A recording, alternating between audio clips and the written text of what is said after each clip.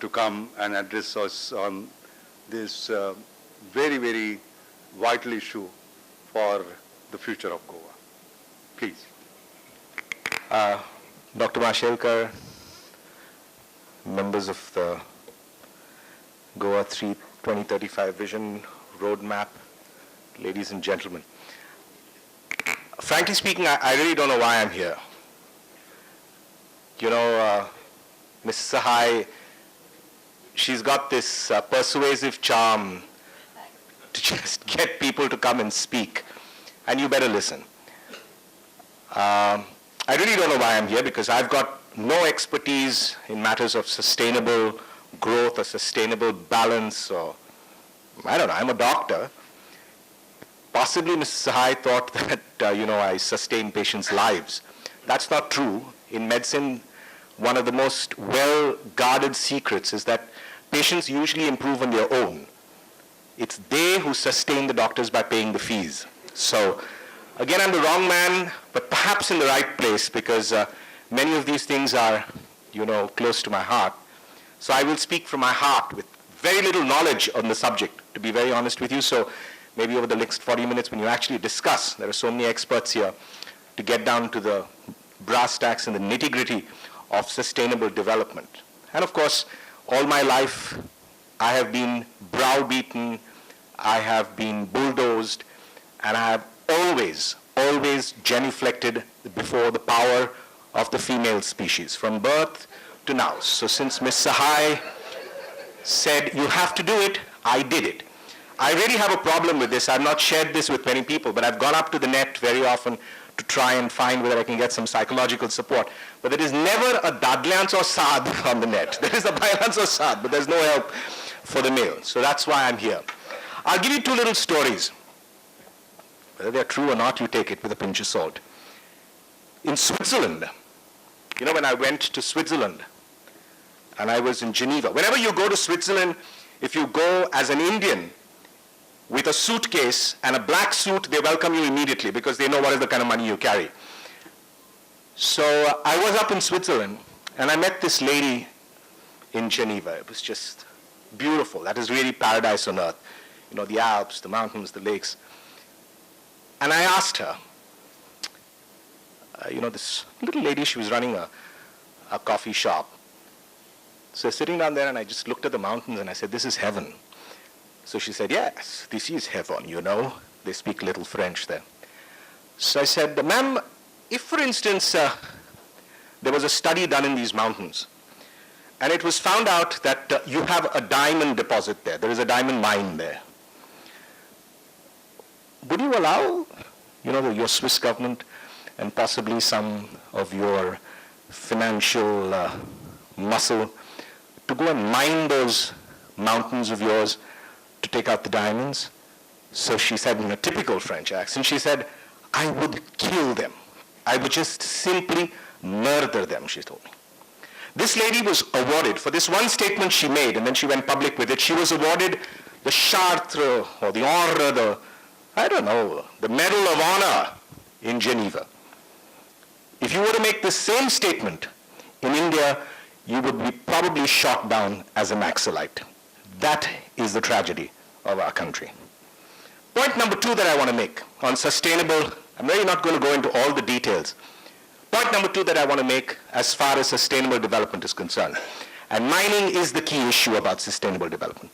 We can't run away from this fact. Our eastern corridor is devastated by mining. There is no euphemism, there is no soft speaking, there is no kid gloves with that. It's devastated by the activity of mining. But I want you to name me just one mine owner or mine owner's family who has got even a small cottage in which he lives in those particular areas. So these two facts point out to you the absolute doublespeak and the hypocrisy that we have as far as sustainable development is concerned. I'm going to speak to you as an ordinary citizen. I'm not going to speak to you as any kind of, I don't have knowledge about all these things. So I will speak to you as an ordinary citizen and what I feel about sustainable development. It's a very nebulous term, it's a very broad term, it encompasses so many things. It always is in conflict. You know, you cannot have affluent Goa or prosperous Goa and some kind of an absolutely material-driven Goa, and then you talk about sustainable development in the same breath. Very difficult. These are very difficult choices that we have to make. They're very difficult balances that we have to find. So I don't know how these balances have to be found.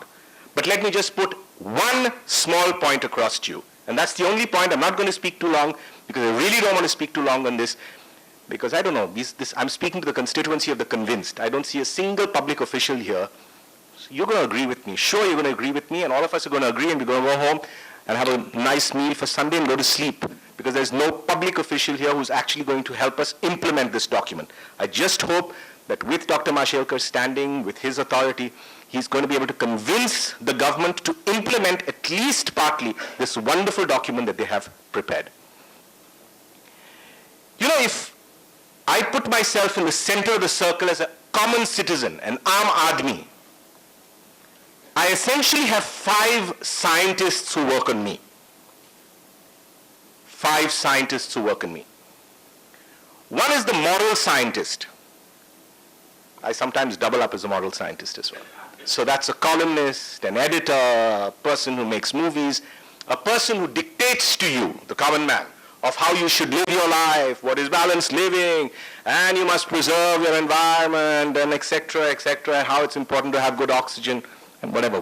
So that is the model. The priests, you know, temple priests, these are all moral scientists. They fulfill a very, very important role, but they are essentially didactic. They're essentially people who give you a theoretical kind of platform of how we should live our life. That is a moral scientist. He's very vocal, he's seen in the press, he's seen in the media.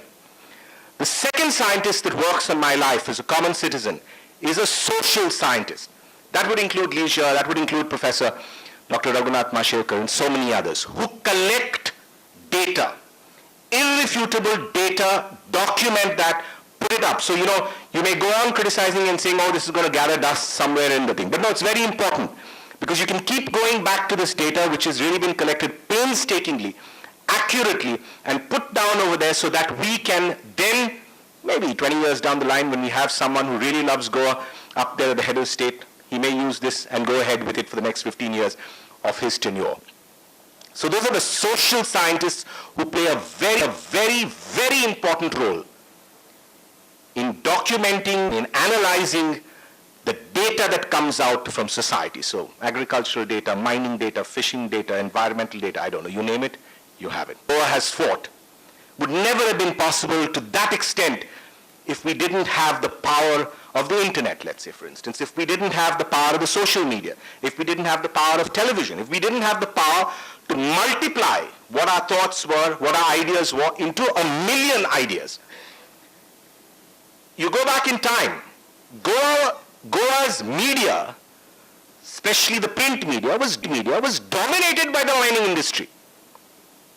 And so therefore they owe you and fed me and maybe my parents and grandparents for the last 30 years all that was good and wonderful and noble about mining. Till they could no longer, couldn't control the airwaves. They cannot control the electronic media. And so that all that is bad and ugly and disastrous and the actual truth about mining is now out in the open.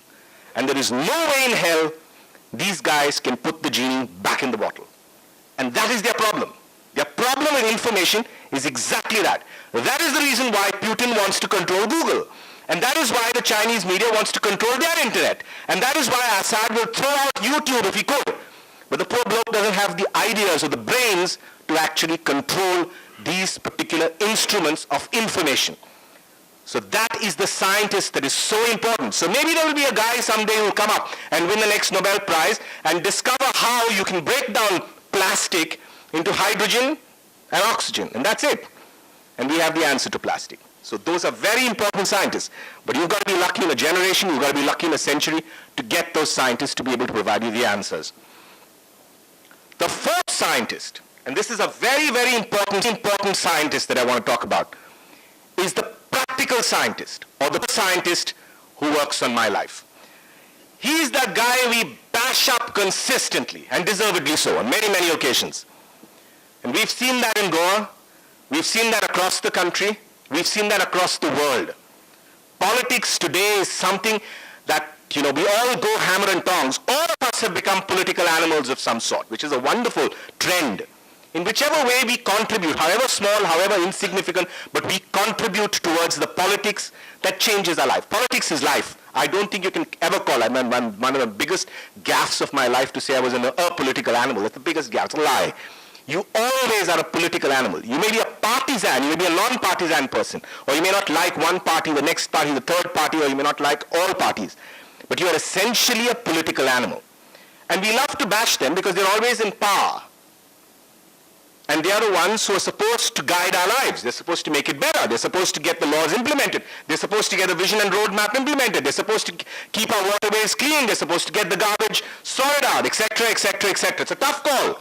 Being a politician is being a sincere politician. If you're in the business of politics, to convert real estate, mine the hell out of Goa and I don't know, mine the hell out of India and just rob the entire country, it's a great profession to be in. Wonderful. Zero investment, 1,000% returns.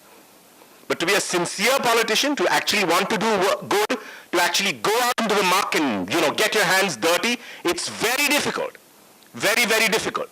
And I must concede in many ways, perhaps this new government that came in is a government of relatively, anything could be better than the last Congress government. So it's a relatively decent group that is trying to do its best. We are seeing there are a lot of, the usual double speak and forked tongues and spin and a lot of smoke screens that are being thrown around.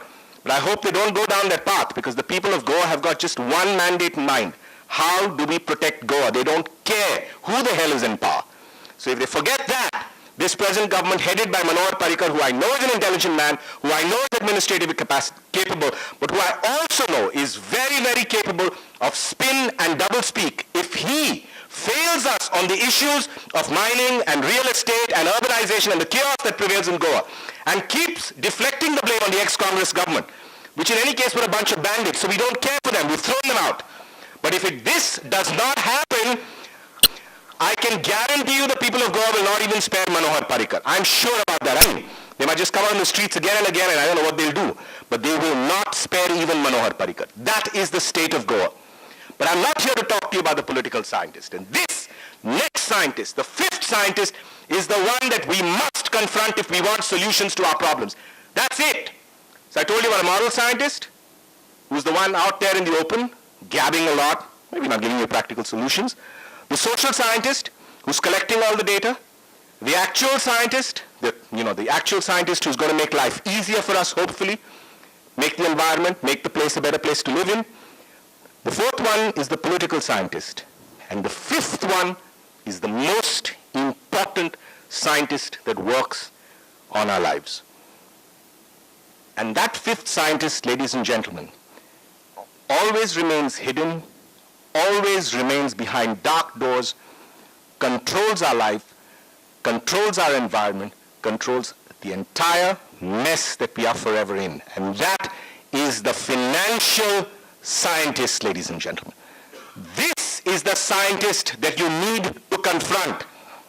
So if it is the bankers, the notorious rogue bankers on Wall Street or in London, or if it is the mining industry, if it is the unscrupulous real estate lobby, if it is the casino industry in Goa, this is the financial backbone of Goa that is changing so many things for us. And unless these financial scientists at the top of the heap, don't blame the CEO down, don't blame your executives. I'm talking about the 20 or 25 mining families. I'm talking about the top real estate builders who flout every goddamn rule in the book. I'm talking about casino lobbies who are discharging their sewage in the Mandavi. These are the people that need to change, and these are the people we need to confront, and these are the people that have got to bring this much-needed change in Goa. If they don't change their business practices, if they don't change the way sustainable development takes place, they've got the money, they've got the power. What stops them from changing the mining model in the Eastern Corridor to something more sustainable? The beautiful waterways that we have, you go to Venice, you go to any other place, waterways would be the sparkling jewel of your tourism industry. But what is it today? It's nothing but a polluted vehicle, a channel to transfer all our wealth to China so that they can prepare their weapons to launch the next attack on us. I mean, we are bizarre. We are absolutely bizarre.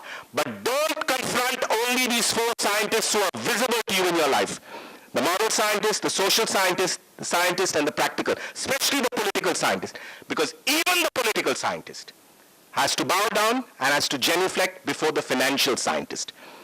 So the next time you are out at a party, the next time you're out at having cocktails in some five-star hotel, you are at a book launch, you are at an art exhibition, or you are, I don't know, releasing a book in page 3 somewhere, and you meet any one of these financial scientists who you all very well know and you all very well socialize with, just whisper this one legendary Pepsi quote in their ears. Dudes, you need to change the game. Thank you.